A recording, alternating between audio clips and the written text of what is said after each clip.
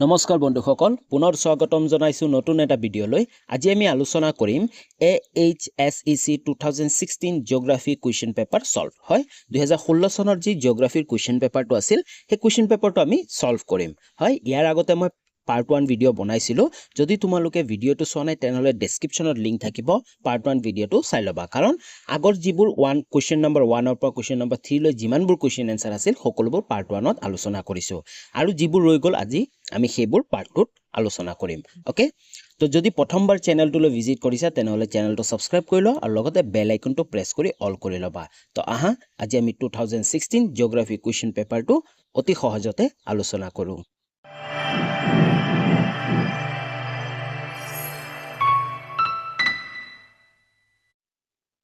already মই কলোৱে যে যিমানবোৰ আগৰ কোৱেশ্চন আনসাৰবোৰ আছিল কোৱেশ্চন নম্বৰ 1 ৰ পৰা কোৱেশ্চন নম্বৰ 3 ৰ ভিতৰত যিমানবোৰ কোৱেশ্চন আনসাৰ আছিল সকলোবোৰ মই পাৰ্ট 1 ত আলোচনা কৰিছো আজি আমি কোৱেশ্চন নম্বৰ 4 যোনটো আছে 4 টোৰ ভিতৰত যিমানবোৰ কোৱেশ্চন আনসাৰ আছে সেই সকলোবোৰ আলোচনা কৰিম কোৱেশ্চন নম্বৰ 4 টো আমাক কি কৈছে চোৱা তলত দিয়া প্ৰশ্নসমূহৰ প্ৰতিটোৰ উত্তৰ 100টা শব্দৰ ভিতৰত দিয়া হয় প্ৰতিটো কোৱেশ্চনতে আমাক 3 মাৰ্ক আছে 9টা লিখিব লাগে টোটাল 27 মাৰ্ক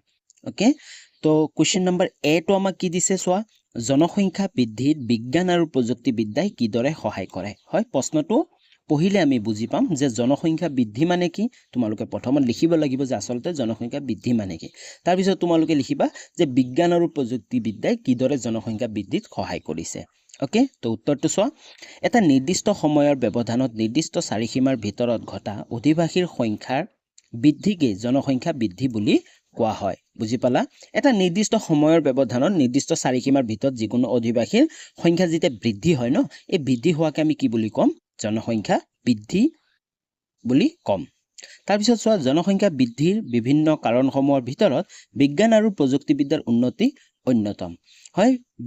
জনসংখ্যাৰ বৃদ্ধিৰ বিভিন্ন ধৰণৰ কাৰণ আছে সেই কাৰণবোৰৰ ভিতৰতো যে বিজ্ঞান আৰু প্ৰযুক্তিবিদ্যা ই এটা অন্যতম কাৰণ তাৰপিছত চোৱা পূৰ্বতে মহামাৰী বা অন্যান্য সংক্ৰামক বেমাৰৰ কবলত পৰি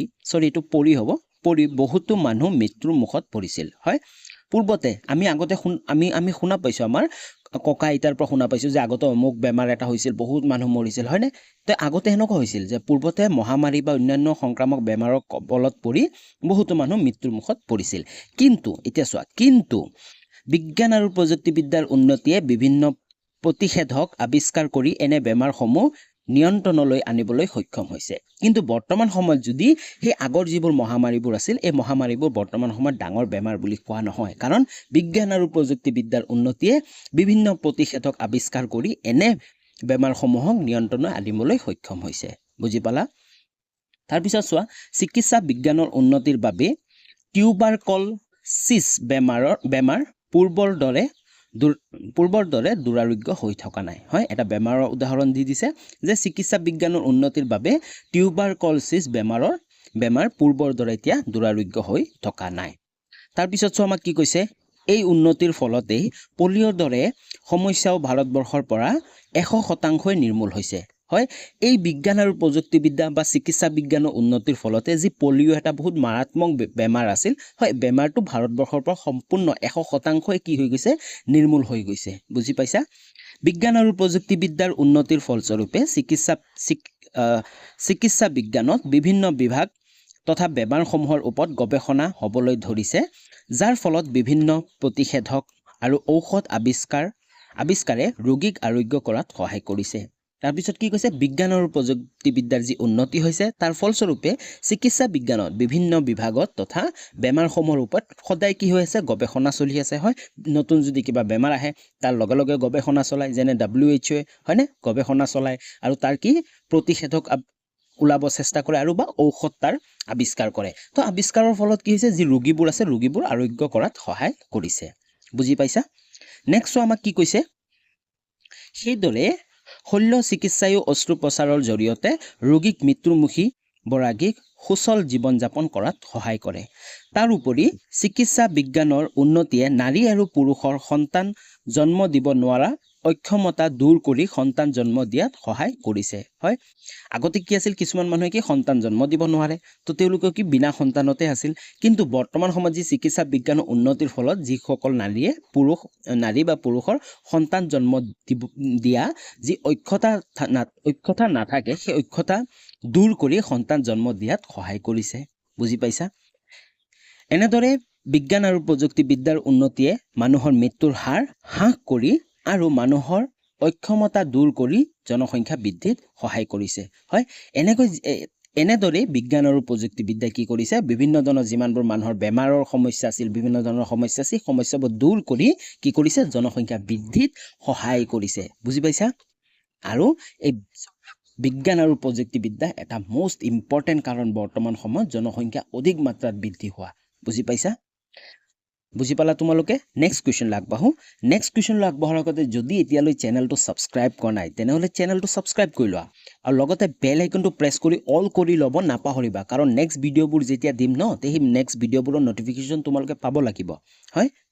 তোমালোকৰ অলৰেডি ৰুটিন ওলালে 2025 যি তোমালোকৰ এইচএছ ফাইনেল এক্সাম আহি আছে তাৰ কাৰণে তোমালোকে এই চেনেলটোত কিছুমান বিশেষ সুবিধা পাবা অলৰেডি মোৰ ছাবস্ক্ৰাইবাৰবোৰে জানে মই কি ভিডিঅ' আপলোড দি আছোঁ বা কি মই ভিডিঅ' আপলোড দিওঁ যদি নতুন প্ৰথমবাৰ চেনেলটোলৈ ভিজিট কৰিছা তেনেহ'লে এইখিনি ভালকৈ পঢ়ি লোৱা মই কি পাবা এই চেনেলটোত ক্লাছ 12 জিঅ'গ্ৰাফি সলিউশ্যন 2025 কাৰণে জিঅ'গ্ৰাফিৰ কমপ্লিট সলিউশ্যনখিনি পাবা অলৰেডি মই বহুত গোটেইবোৰ চেপ্টাৰৰে ভিডিঅ' আপলোড কৰিলোঁ প্ৰিভিয়াছ ইয়াৰ হওক কমন হওক ইম্পৰ্টেণ্ট হওক গোটেইখিনি আপলোড কৰিলোঁ লগতে তোমালোকে কি পাবা previous year question paper with solution আগৰ বছৰ যিমানবোৰ কুৱেশ্যন পেপাৰ আছিল অলৰেডি মই 2018 কুৱেশ্যন পেপাৰৰ ভিডিঅ' আপলোড দিলোঁ আৰু বৰ্তমান মই 2016 দি আছোঁ তোমালোকে কমেণ্ট কৰি জনাব পাৰা যে নেক্সট কোন ইয়াৰৰ কুৱেশ্যন পেপাৰৰ ভিডিঅ' মই বনাম লগতে previous year question paper chapter wise প্ৰতিটো চেপ্টাৰৰ পৰাই আগৰ বছৰত কিনো কুৱেশ্যন এনচাৰ আহিছিল সেই সকলোবোৰ কুৱেশ্যন এনচাৰৰ ভিডিঅ' তোমালোকে পাবা অলৰেডি মই বনাইছোঁ তোমালোকে ডেছক্ৰিপশ্যনত নাইবা চেনেলটো ভিজিট কৰি তোমালোকে চাব পাৰা প্লেলিষ্ট আছে নহ'লে ডেছক্ৰিপশ্যনতো তোমালোকে প্লেলিষ্টবোৰ পাই যাবা তোমালোকে গোটেইবোৰ চাব পাৰা লগতে তোমালোকে পিডিএফও ডাউনলোড কৰিব পাৰিবা প্ৰতিটো ভিডিঅ' আপলোড হোৱাৰ পিছতে মোৰ টেলিগ্ৰাম চেনেলত মই পিডিএফসমূহ আপলোড দি দিওঁ তোমালোকে পিডিএফসমূহ ডাউনলোড কৰিব লগা হ'লে তেনেহ'লে মোৰ ডেছক্ৰিপশ্যনত লিংক আছে টেলিগ্ৰাম চেনেলটো জইন হ'ব লাগিব তাৰ পৰা তোমালোকে পিডিএফসমূহ ডাউনলোড কৰিব লাগিব অ'কে তো যদি এতিয়ালৈ ছাবস্ক্ৰাইব কৰা নাই তেনেহ'লে প্লিজ চেনেলটো ছাবস্ক্ৰাইব কৰা আৰু তোমালোকৰ বন্ধু বান্ধৱীলৈকেও ভিডিঅ'টো শ্বেয়াৰ কৰা নেক্সট কুৱেশ্যন আগবাঢ়ো নেক্সট কুৱেশ্যনটো চোৱা বি নম্বৰ কুৱেশ্যনটো আমাক কি কৈছে অঘৰী পশুপালন আৰু বাণিজ্যিক পশুপালনৰ মাজত পাৰ্থক্য নিৰূপণ কৰা হয় আমাক কৈছে যে অঘৰী পশুপালন আৰু বাণিজ্যিক পশুপালন আচলতে এই দুটা শব্দ শুনা পালে আমি গম পাম যে অঘৰী পশুপালন কি যি পশুপালন নিৰ্দিষ্ট এটা ঠাইত কৰা নহয় ঘূৰি ফুৰি কৰা হয় হয়নে আৰু বাণিজ্যিক পশুপালন কি যি বাণিজ্যৰ কাৰণে কৰা হয় বিশেষ এটা প্ৰজাতিৰ জন্তু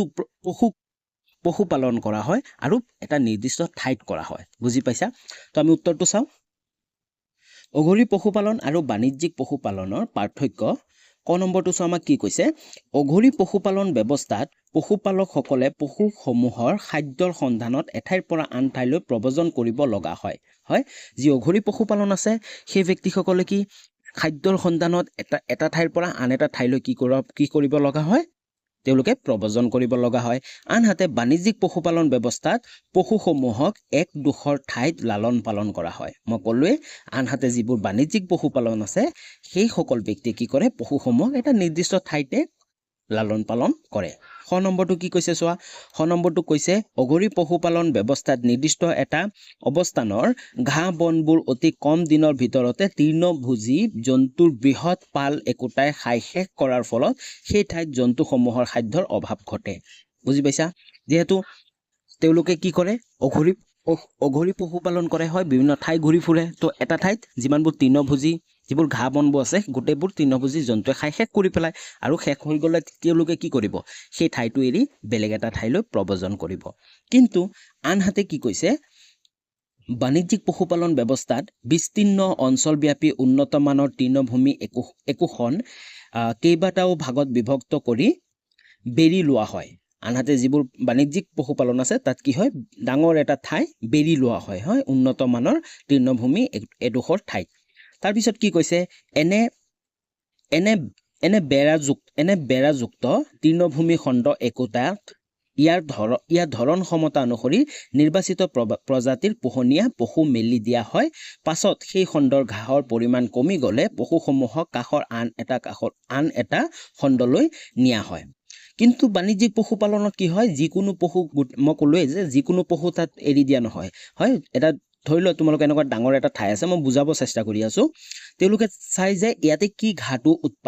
ঘাঁহটো গজে সেই ঘাঁহৰ অনুযায়ী তাত সেই জন্তুটো কি কয় পশুপালন কৰা হয় আৰু তেওঁলোকে কি কৰে ভাগ বনাই লয় এনেকৈ ভাগ বনাই লয় ফৰ এক্সাম্পল ইয়াতে কিছুমান এনিমেলছবোৰ এৰি দিলে হয় জন্তুবোৰ এৰি দিলে ইয়াৰ যেতিয়া ঘাঁহবোৰ নাইকিয়া হৈ যাব ন শেষ হৈ যাব তেতিয়া তেওঁলোকে কি কৰে এই যি জন্তুবোৰ আছে এই জন্তুবোৰ নেক্সট এটা খণ্ডত তেওঁলোকে শিফ্ট কৰি দিয়ে তাৰ ফলত কি হয় এইখিনি ঠাইত যিহেতু ঘাঁহবোৰ খাই শেষ হৈ গৈছিল সেই ঘাঁহটো পুনৰ কি হয় গজিব পাৰে বুজি পাইছা এনে কৰাৰ ফলত পশুচাৰণ এটা তৃণভূমি খণ্ডটোত ঘাঁহ গজাৰ সুযোগ ঘটে ইয়াৰ বাবে পশুসমূহৰ খাদ্যৰ অভাৱ নহয় হয় ইয়াৰ বাবে কি হয় এই পশুসমূহৰ খাদ্যৰ অভাৱ নহয় যেতিয়া এইখিনিৰ পৰা শেষ হৈ যাব ঘাঁহবোৰ তেতিয়া কি কৰিব নেক্সট চেম্বাৰটো যোনটো আছে নেক্সট পাৰ্টটো সেইটো শিফ্ট কৰি দিব বুজি পাইছা ওকে তাৰপিছত কি কৈছে চোৱা গ নম্বৰটো এইটো গৈ হৈ গ'ল গ নম্বৰটো চোৱা অঘৰী পশুপালন ব্যৱস্থাত বিভিন্ন ধৰণৰ বৃহৎ সংখ্যক তৃণভোজী প্ৰাণীক একেলগে পালন কৰা হয় যি অঘৰী পশুপালন আছে তাত কেৱল এটা জন্তু নহয় তৃণভোজী যিমানবোৰ প্ৰাণী আছে পাৰিলে গোটেইবোৰ প্ৰাণী গৰুও থাকিব মহো থাকিব হয় ছাগলীও থাকিব ভেড়াও থাকিব গোটেইবোৰ একেলগে কি কৰে তেওঁলোকে পশুপালন কৰে কিন্তু আনহাতে বাণিজ্যিক পশুপালন ব্যৱস্থাত বেৰাযুক্ত তৃণভূমি একোটাত ইয়াৰ ধৰণ ক্ষমতা অনুসৰি নিৰ্বাচিত এটি প্ৰজাতিৰ প্ৰাণীৰ লালন পালন কৰা হয় আনহাতে যি বাণিজ্যিক পশুপালন আছে এই বাণিজ্যিক পশুপালনৰ সেই ঠাইডোখৰৰ কিমান গুণ আছে সেই ঠাইডোখৰৰ ক্ষমতা অনুযায়ী নিৰ্বাচিত কৰে যে এই প্ৰজাতিৰ প্ৰাণীটোহে ইয়াতে বেষ্ট হ'ব বুজি পাইছা তোমালোকে ওকে তো অঘৰী পশুপালন আৰু বাণিজ্যিক পশুপালনৰ মাজত পাৰ্থক্য যদি কুৱেশ্যনটো আহে তো তোমালোকে লিখিব পাৰিবা মই আশা কৰিছোঁ ওকে নেক্সট কুৱেশ্যন আগবাঢ়ো নেক্সট কুৱেশ্যনটো চোৱা চি নম্বৰ কুৱেশ্যনটো আমাক কি কৈছে পাৰ্বত্য এলেকাত থকা পথ পৰিবহণ সমস্যাসমূহ কি কি হয় পাৰ্বত্য এলেকা মানে পৰ্বত অঞ্চল বা পাহাৰীয়া অঞ্চলৰ যে পথ পৰিবহণৰ সমস্যাসমূহ কি কি উত্তৰটো চোৱা পাৰ্বত্য অঞ্চলত পথ পৰিবহণৰ অসুবিধাসমূহ হ'ল বা সমস্যাসমূহ হ'ল ক নম্বৰটো চোৱা পৰ্বতাঞ্চলত পথ নিৰ্মাণ ব্যৱস্থা অতি ব্যয়বহুল হয় যি পাহাৰীয়া ঠাই আছে তাত যদি আমি পথ নিৰ্মাণ কৰিব যাওঁ ন তাত বহুত ব্যয়বহুল বহুত টকা খৰচ হ'ব বুজি পাইছা কাৰণ আমি যিমানবোৰ পথ নিৰ্মাণ কৰাৰ কাৰণে যিমানবোৰ হাইটেক হয় মডাৰ্ণ যিবোৰ টেকন'লজিবোৰ আছে যিমান গাড়ীবোৰ আছে যোনবোৰ দ্বাৰা পথবোৰ নিৰ্মাণ কৰা হয় সেই গাড়ীবোৰ আমি নিব নোৱাৰোঁ কাৰণ কি তাৰ সমস্যাৰ সৃষ্টি হয়নে তাৰ কাৰণে কি বেছিভাগ হিউমেন পাৱাৰ হয় মানুহৰ দ্বাৰাই গোটেইখিনি পথ কি কৰা হয় নিৰ্মাণ কৰিবলৈ চেষ্টা কৰা হয় আৰু সময় বহুত লাগে আৰু ব্যয় বহুত হয় নেক্সট চোৱা খ নম্বৰটো কি কৈছে এনে অঞ্চলত ভূমিস্খলনৰ ফলত বহু সময়ত পথ পৰিবহণ ব্যৱস্থা ব্যাহত হয় এনে অঞ্চলত কি এটা মেইন কাৰণ আছে ভূমিস্খলন হয় মাটি খহি পৰে মাটি খহি পৰাৰ ফলত কি হয় যি পথ পৰিবহণ আছে এইটো বন্ধ হৈ যায় কেতিয়াবা তাৰপিছত চোৱা গ নম্বৰটো কি কৈছে পৰ্বত অঞ্চলত পথ পৰিবহণ ব্যৱস্থা সাধাৰণতে অতি দুৰ্গম হয় কি হয় অতি দুৰ্গম হয় বুজি পালা তোমালোকে চি নম্বৰটো আশা কৰোঁ তোমালোকে পাৰ্বত্য এলেকাৰ থকা পথ পৰিবহণৰ সমস্যাসমূহ তোমালোকে লিখিব পাৰিবা আৰু যদি তোমালোকে বেলেগ কিছুমান সমস্যাও লিখিব পাৰা তেনেহ'লে তোমালোকে লিখিব পাৰা ওকে নেক্সট কুৱেশ্যন আগবাঢ়ো নেক্সট কুৱেশ্যনটো চোৱা ডি নম্বৰ কুৱেশ্যনটো আমাক কি কৈছে বন্দৰ আৰু পোতাশ্ৰয়ৰ মাজত পাৰ্থক্য লিখা হয় ইয়াৰ আগতে মই চেপ্টাৰ যেতিয়া আলোচনা কৰিছোঁ তেতিয়া মই এই কুৱেশ্যনটো ভালকৈ বুজাইছিলোঁ তোমালোকক যে বন্দৰ আৰু পোতাশ্ৰয়ৰ মাজত পাৰ্থক্য কি চোৱা বন্দৰসমূহত নানাবিধ সা সামগ্ৰী আৰু মানুহ জাহাজত উঠা নমা কৰে হয় বন্দৰ কাক বোলে আচলতে বন্দৰ হ'ল ধৰি লোৱা জাহাজৰ এটা ষ্টেচন বুজি পাইছা জাহাজৰ এটা ষ্টেচন য'ত জাহাজটো আহিব মানুহ উঠিব বা সা সামগ্ৰী উঠিব নানাবিধ সা সামগ্ৰী উঠিব আৰু তাৰ পৰা কি জাহাজটো যাবগৈ এইটো এটা ষ্টেচন বুলি ধৰি লোৱা যেনেকুৱা ৰেলগাড়ী ষ্টেচন তেনেকুৱা জাহাজৰ ষ্টেচনটোক বন্দৰ বুলি কোৱা হয় ষ্টেচন মই ইউজ কৰিছোঁ যাতে তোমালোকে বুজিব পাৰা আনহাতে পোতাশ্ৰয়সমূহ কি হয় পোতাশ্ৰয়সমূহত যাত্ৰী আৰু সা সামগ্ৰী উঠা নমা কৰাৰ উপৰিও সাগৰীয়া জাহাজবোৰ দীৰ্ঘ দিনৰ বাবে ৰখা হয় আনহাতে পোতাশ্ৰয়বোৰ কি হয় যাত্ৰী বা সা সামগ্ৰী উঠা নমা কৰে সেইটো কৰে ষ্টেচনৰ নিচিনা হয় বা তাৰ উপৰিও কি হয় সাগৰীয়া যিবোৰ জাহাজ আছে দীৰ্ঘ দিনৰ বাবে তাত ৰখা হয় হয় তাতে ষ্টপ কৰি থোৱা হয় না যেনে জনচনবোৰ হয় না তাত বিভিন্ন ধৰণৰ বহুতকেইটা ৰেল লাইন থাকে তো চেম তেনেকৈ পোতাশয়বোৰত কি এই জাহাজ ৰখা যোনটো ঠাই আছে বহুত থাকে আৰু তাত কি জাহাজবোৰ দীৰ্ঘ দিনলৈ কি কৰি থৈ দিয়ে ৰখাই থৈ দিব পাৰে বুজি পাইছা বন্দৰ আৰু পোতাশয়ৰ মাজত পাৰ্থক্য নেক্সট কুৱেশ্যন আগবাঢ়ো নেক্সট কুৱেশ্যনটো চোৱা নম্বৰ কুৱেশ্যনটো আমাক কি কৈছে গোলকীকৰণৰ প্ৰধান বৈশিষ্ট্যবোৰ উল্লেখ কৰা উত্তৰটো চোৱা গোলকীকৰণৰ প্ৰধান বৈশিষ্ট্যসমূহ কি কি চোৱা গোলকীকৰণ ব্যৱস্থা অনুসৰি সম্পত্তি সেৱা মূলধন শ্ৰম প্ৰভৃতিৰ আৰ্থিক সম্পদসমূহ এখন দেশৰ পৰা আন এখন দেশলৈ মুক্তভাৱে যাতায়াত কৰিব পাৰে নিজৰ দেশৰ উৎপাদন ব্যৱস্থাটোক বিশ্বৰ প্ৰতিযোগিতামূলক বজাৰৰ কাষ চপাই দেশীয় সম্পদ ক্ষিপ্ৰ উন্নয়ন সাধন কৰাই বিশ্বায়নৰ প্ৰধান লক্ষ্য বুজি পাইছা আৰু গোলকীকৰণৰ প্ৰধান বৈশিষ্ট্য কি যে যিকোনো এটা দেশৰ যিবোৰ সম্পদ উৎপাদন হয় যিবোৰ বস্তু উৎপাদন হয় সেইটো ব্যৱস্থাটোক বিশ্বৰ প্ৰতিযোগিতামূলক বজাৰৰ কাষ চপাই দেশীয় সম্পদৰ ক্ষিপ্ৰ উন্নয়ন সাধন কৰাই হৈছে কি গোলকীকৰণৰ প্ৰধান বৈশিষ্ট্য তাৰপিছত চোৱা ভাৰতৰ আৰ্থ-সামাজিক অৱস্থাৰ পৰিসৰত বিদেশী বিনিয়োগ সহায়ক দেশৰ বিভিন্ন আৰ্থিক খণ্ডৰ উৎপাদন বৃদ্ধিৰ যোগেদি দেশখনৰ সামগ্ৰিক অৰ্থনৈতিক উন্নয়ন সাধন কৰাই বিশ্বায়নৰ প্ৰাথমিক লক্ষ্য যি বিশ্বায়ন মানে সেই গোলকীকৰণৰ প্ৰাথমিক লক্ষ্য হ'ল এইটোৱে ওকে তাৰপিছত চোৱা দ্বিতীয়তে এই বিশ্বায়নৰ যোগেদি ভাৰতৰ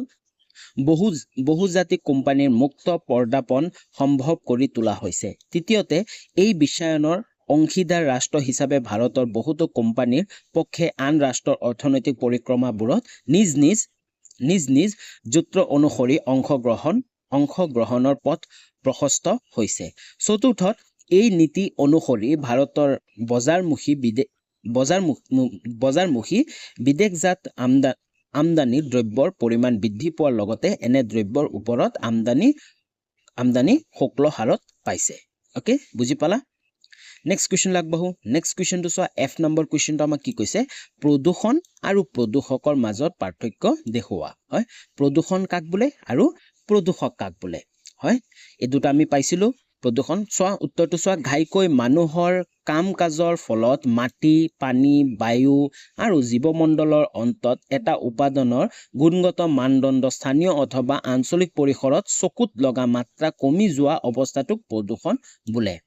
হয় প্ৰদূষণ কি যেনেকৈ মানুহৰ যিকোনো কাৰ্যকলাপৰ দ্বাৰা বা বিভিন্ন ধৰণৰ কাৰ্যকলাপৰ দ্বাৰা যি পানী মাটি বায়ু আদিবোৰ যি হয় প্ৰদূষণ হয় তাকে প্ৰদূষণ বুলি কোৱা হয় বা দূষিত হয় তাকে কি বুলি কোৱা হয় প্ৰদূষণ বুলি কোৱা হয় আনহাতে প্ৰদূষক কাক বোলে চোৱা আনহাতে যিবোৰ অনাৱশ্যকীয় পদাৰ্থ অথবা শক্তিয়ে প্ৰদূষণ সৃষ্টি কৰে সেইবোৰক প্ৰদূষক বোলা হয় আনহাতে প্ৰদূষক কাক বোলে যিবোৰ অনাৱশ্যকীয় পদাৰ্থ অথবা শক্তিয়ে প্ৰদূষণ সৃষ্টি কৰে সেইবোৰকহে কি বুলি কোৱা হয় প্ৰদূষক বুলি কোৱা হয় তো মনত ৰাখিবা প্ৰদূষণ আৰু প্ৰদূষক এই দুটা বেলেগ বেলেগ বস্তু প্ৰদূষণ মানে যিটো সমস্যা হৈ আছে এইটো প্ৰদূষণ বুলি ক'ব আনহাতে প্ৰদূষক কি ক'ব যিটো বস্তুৱে প্ৰদূষণ সৃষ্টি কৰিছে সেইটোক প্ৰদূষক বুলি ক'ব ওকে নেক্সট কুৱেশ্যন আগবাঢ়ো নেক্সট কুৱেশ্যনটো চোৱা নম্বৰটো কুৱেশ্যনটো আমাক কি কৈছে 51 নং হয় 51 নং ৰাষ্ট্ৰীয় ঘাইপথৰ কাষত থকা 6টা প্ৰধান নগৰৰ নাম তালিকা প্ৰস্তুত কৰা উত্তৰটো চোৱা 51 নং যি ৰাষ্ট্ৰীয় ঘাইপথ আছে তাৰ কাষত থকা 6টা প্ৰধান নগৰৰ নাম তালিকা উল্লেখ কৰা চোৱা কি হ'ব ভৱনগড় দ্বাৰকা ভগত পুৰবন্দৰ নবীন্দন আৰু সোমনাথ ওকে নেক্সট কুৱেশ্যনটো চোৱা নম্বৰটো কি দিছে উত্তৰ পূব ভাৰতৰ 6খন প্ৰশাসনীয় চহৰৰ নাম লিখা আমাৰ যি উত্তৰ পূব ভাৰত আছে উত্তৰ পূৰ্বাঞ্চলৰ 6খন প্ৰশাসনীয় চহৰৰ নাম লিখিব দিছে উত্তৰটো চোৱা উত্তৰ পূব ভাৰতৰ 6খন মুখ্য প্ৰশাসনীয় চহৰ হ'ল গুৱাহাটী শ্বিলং ইটানগৰ ইম্ফল কোহিমা আৰু আইজল ওকে বুজি পালা নেক্সট কুৱেশ্যন আগবাঢ়ো নেক্সট কুৱেশ্যনটো চোৱা নম্বৰ কুৱেশ্যনটো আমাক কি কৈছে মানুহৰ স্বাস্থ্যৰ ওপৰত জল প্ৰদূষণৰ প্ৰভাৱ উল্লেখ কৰা হয় মানুহৰ স্বাস্থ্যৰ ওপৰত এই জল প্ৰদূষণে যে পানী প্ৰদূষণ হয় পানী প্ৰদূষণে মানুহৰ স্বাস্থ্যৰ ওপৰত কেনেধৰণে প্ৰভাৱ পেলায় তাৰ কথা আমাক লিখিব দিছে উল্লেখ কৰিব দিছে উত্তৰটো চোৱা নম্বৰটো কি কৈছে পানীত বৃদ্ধি হোৱা ৰোগজনক জৰিয়তে হোৱা বেমাৰ কিছুমান হ'ল টাইফয়েড জ্বৰ কলেৰা আদি এইবিলাক প্ৰদূষিত পানীৰ বৃদ্ধি হয় হয় এইবোৰ বেমাৰ মানুহৰ হয় কিহৰ পৰা পানীৰ পৰা বৃদ্ধি হয় খ নম্বৰটো আমাক কি দিছে প্ৰদূষিত পানীত থকা মাৰ্কাৰী হয় আৰ্ছেনিকৰ দৰে যৌগবিলাক অতিকে বিষাক্ত আৰু সেইবিলাক স্নায়ুতন্ত্ৰৰ ক্ৰিয়া কৰে ক নম্বৰটো আমাক কি কৈছে যতে ততে শৌচ প্ৰস্ৰাৱ কৰা জাবৰ জোথৰ দম কৰি থৈ পিছত পুখুৰী নৈ বিল জান-জুৰি আদিত পেলাই দিয়াৰ বাবেও পানী দূষিত হয় সেই পানী যেতিয়া মাটিৰ বিন্দাই দি নিগৰি গৈ ভূগৰ্ভত পৰে সেই পানীকে মানুহে নলী নাদ বহুৱাই উলিয়াই আনি ব্যৱহাৰ কৰে যাৰ ফলত বিভিন্ন বেমাৰ হোৱা দেখা যায় হয় কি কৈছে মানুহে যতে ততে শৌচ প্ৰস্ৰাৱ কৰা হয় আৰু জাবৰ জোথৰ দম কৰি পিছত পুখুৰী নৈ বিল জান-জুৰি আদিত পেলাই দিয়াৰ বাবেও পানী দূষিত হয় হয় সেই পানী যেতিয়া মাটিৰ বিন্দাৰে নিগৰি ভূগৰ্ভৰ তললৈ যায় তাৰপিছত মানুহে কি নলী বহুৱাই বা কল বহুৱাই দমকল বহুৱাই কি সেই পানীবোৰ উলিয়াই খায় তাৰ সেই পানীবোৰো কি বিষাক্ত হৈ থাকে তাৰপিছত ঘ নম্বৰটো কি কৈছে উদ্যোগৰ পৰা নিৰ্গম হোৱা বিষাক্ত দ্ৰব্য নদীত পেলাই দিয়াৰ ফলত মানুহৰ বিভিন্ন ধৰণৰ বেমাৰ আজাৰ হোৱা দেখা যায় হয় যি উদ্যোগসমূহ আছে উদ্যোগসমূহৰ পৰা যি বিষাক্ত ৰাসায়নিক সাৰ হওক গেছ হওক যিবোৰ আৱৰ্জনা ওলায় সেইবোৰ কি নদীসমূহত পেলাই দিয়া হয় তাৰ ফলত নদীসমূহৰ কি পানীটো দূষিত হৈ যায় আৰু মানুহে যেতিয়া সেই নদীৰ পানীটো খাব বা সেই নদীত গা ধুব হয় সেই নদীৰ পানী যেতিয়া ব্যৱহাৰ কৰিব তেতিয়া কি বিভিন্ন ধৰণৰ বেমাৰ আজাৰ হোৱা দেখা যায় ওকে তো আশা কৰোঁ তোমালোকে এই কুৱেশ্যনটো তোমালোকে বুজি পাইছা ওকে তো আজিলৈ ইমানখিনি আছিল বাকি যিমানবোৰ কুৱেশ্যন এনসাৰ জাষ্ট 5 নম্বৰ কুৱেশ্যনটো ৰৈছে 5 নম্বৰ কুৱেশ্যনত আমাৰ 4টা কুৱেশ্যন আছে সেইকেইটা পাৰ্ট 3 আহিব তো যদি সাবস্ক্ৰাইব কৰা নাই চেনেলটো সাবস্ক্ৰাইব কৰি লোৱা যাতে পাৰ্ট 3 টো তোমালোকে চাব পাৰা আৰু বেল আইকনটো প্ৰেছ কৰি ল'বা আৰু চেনেলটো ভিজিট কৰি তোমালোকে প্লেলিষ্টবোৰ চাবা তোমালোকৰ ইম্পৰ্টেন্ট বহুত বস্তুবোৰ তোমালোকে পাই যাবা ওকে তো আজিলৈ ইমানখিনি আছিল যদি ভাল লাগিল ভিডিঅ'টো তেনেহলে এটা লাইক কৰি দিয়া কমেন্ট কৰি জনাবা আৰু তোমালোকৰ বন্ধু বান্ধৱীলৈকে শ্বেয়াৰ কৰিবা পুনৰ লগ পাম নতুন এটা ভিডিঅ' লৈ তেতিয়ালৈ বাই বাই